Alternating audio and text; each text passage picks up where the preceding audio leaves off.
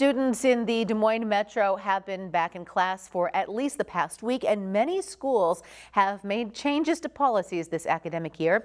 Our Connor O'Neill spoke with Bergman Academy in Des Moines to check in on its strict technology policy. Connor. Yeah, Stephanie, Bergman's new policy requires students to turn in their phones when they arrive to school. It's a stricter policy, like you said, compared to years past, which had students store them in their lockers.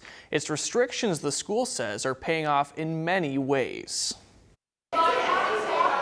Bergman Academy, an independent preschool through 8th grade school, began its new academic year 2 weeks ago with something different for its students.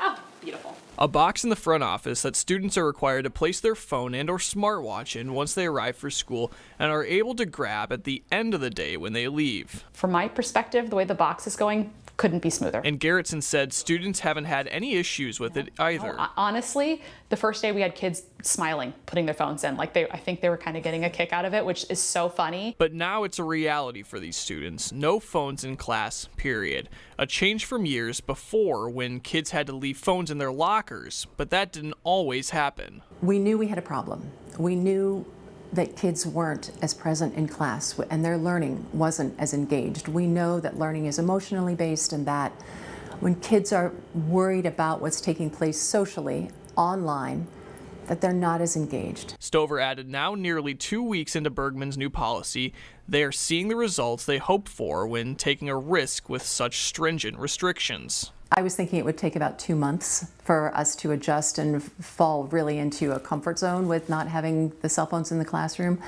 It took us about 2 days.